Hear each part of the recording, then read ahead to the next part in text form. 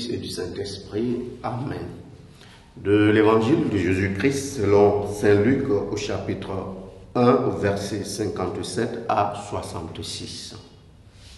Quand fut accompli le temps où Élisabeth devait enfanter, elle mit au monde un fils. Ses voisins et sa famille apprirent que le Seigneur lui avait montré la grandeur de sa miséricorde et ils se réjouissaient avec elle. Le 8e jour, ils vinrent pour la circoncision de l'enfant. Ils voulaient l'appeler Zacharie du nom de son père. Mais sa mère prit la parole et déclara, « Non, il s'appellera Jean. » On lui dit, « Personne dans ta famille ne porte ce nom-là. » On demandait par signe au père comment il voulait l'appeler. Il se fit donner une tablette sur laquelle il écrivit, « Jean est son nom. » Et tout le monde en fut étonné. À l'instant même, sa bouche s'ouvrit, sa langue se délia, et il parlait et il bénissait Dieu. La crainte saisit alors tous les gens du voisinage, et dans toute la région montagneuse de Judée, on racontait tous ces événements. Tous ceux qui les apprenaient les conservaient dans leur cœur et disaient, « Que sera donc cet enfant ?» En effet, la main du Seigneur était avec lui. Acclamons la parole de Dieu. Louange à toi, Seigneur Jésus.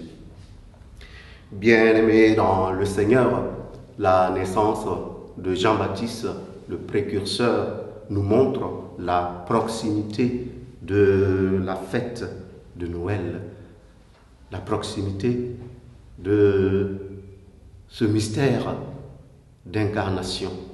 Et chacun de nous a à se poser cette question, comment est-ce que je me prépare à recevoir le Seigneur? Et je pense que la parole de Dieu de ce jour nous invite à cultiver deux attitudes. La première attitude, c'est la vertu de l'humilité. On pourrait dire que c'est une vertu fondamentale pour accueillir ce mystère-là. Sans cette vertu de l'humilité, il nous est difficile d'adhérer à ce mystère de l'incarnation. Et la seconde attitude, c'est de prendre conscience aussi que le Seigneur nous associe à son œuvre d'amour. Autrement dit, nous devons prendre conscience que nous sommes des instruments de Dieu pour propager son amour pour l'humanité. Au cours de cette journée, nous allons demander au Seigneur qu'il nous accorde la grâce de l'humilité, mais aussi la conscience que nous sommes des instruments de son amour pour les autres. Nous sommes des instruments de sa révélation pour l'humanité. Loué soit Jésus-Christ.